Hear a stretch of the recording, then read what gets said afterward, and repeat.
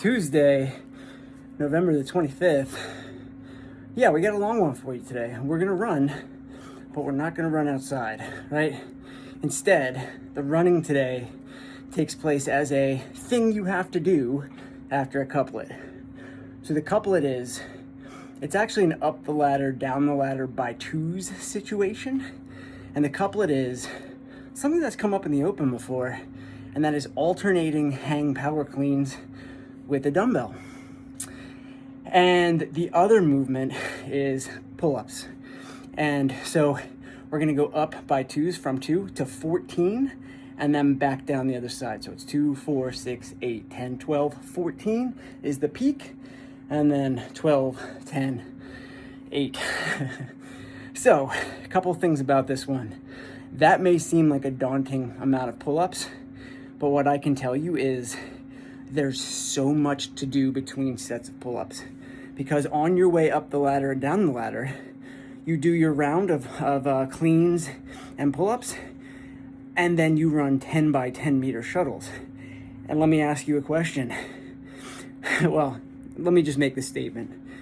A lot of times these are written as shuttle sprints, but this is a long day, right? This is aerobic capacity day. What I care about today is not spiking your heart rate through a sprint and now you're so tired you can't do anything else. Today, I just care about persistence and consistency. So today, you're never running those shuttles, but it's probably not going to be your fastest shuttle of all time. We still do want you to touch the lines. But where I'm going with this is, I just finished up this workout. In total, it took me 18:05. Those shuttles, 45 seconds sometimes, maybe towards the end longer than that, meaning you have a lot of time. Let's say, let's call the shuttles a rest today. Let's say you can get on board with that.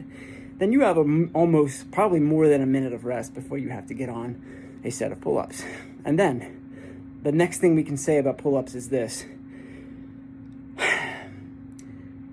You shouldn't feel like today is we're asking you or begging you to do RX pull-ups or anything like that. But I'm going to use a phrase that we usually use on Wednesday, and we've been lucky enough and hopefully, strategic enough with these Tuesdays recently that we can start to say it more on Tuesdays. You have a long time horizon today. You should feel like you have time to chip away if that's where you're at with pull-ups right now, right? I'm not saying when you get to the sets of 12 and 14 that singles are going to be the way to go.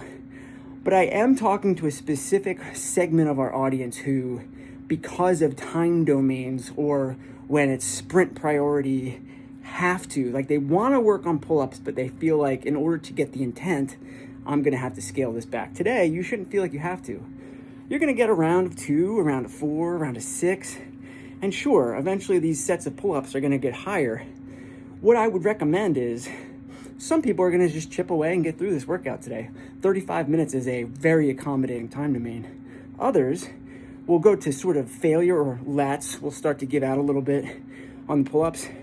For those people, they'll do a few chin to bar pull-ups, chin over bar pull-ups, and then they'll just supplement the rest of their reps with ring rows, jumping pull-ups, something like that. And in that way, I don't know, I just found this to be sort of a very cool workout because of, all the things going on. All the time that you have before pull-ups. Because, 98 pull-ups is what we're asking today. And that would be a lot if I was asking you to do it in 10 minutes, but I'm not. And so it should almost feel like you're getting plenty of recovery time in between sets. Other thing that I can tell you, I guess it could get a little grippy today. I never really felt like that. Certainly we have other things that we're going to do this week that'll be grippier. What else can I say? How to change hands on an alternating hang power clean. Same way you would change hands on a dumbbell snatch, right? Anywhere, it's going to be front rack position. Anywhere on the way down, or you can wait till you're at the hang. As long as the second hand as long as you don't have two hands on the dumbbell to initiate the clean, you'll be fine. And then the other thing is, look, we don't actually have cleans in the WOD on Wednesday when we're going to do clean and jerks for our strength. But we still want to see today big shrug, high pull, elbow, and then one head of the dumbbell will touch your shoulder. We want to see good standards on the hang cleans. They'll go fast. We just don't want you to be bicep curling them, if that makes sense, because it's too easy to do that. You could probably challenge yourself on the dumbbell today and still remain unbroken throughout, which should be your goal. Logistics-wise, recently, maybe 2 weeks ago, we did a workout on the rig that also had kettlebell swings in it. Today will not have that sort of danger element to it, but I would say when you stake your position on the pull-up rig, you can do your cleans there too. So, you shouldn't have to worry about getting out of people's way, and the clean is a pretty self-contained movement to the extent that you're not following a wide arc or anything like that. So keep it close to you. If you need to get to the running path and someone's doing cleans, you go around them or you find another way to get there.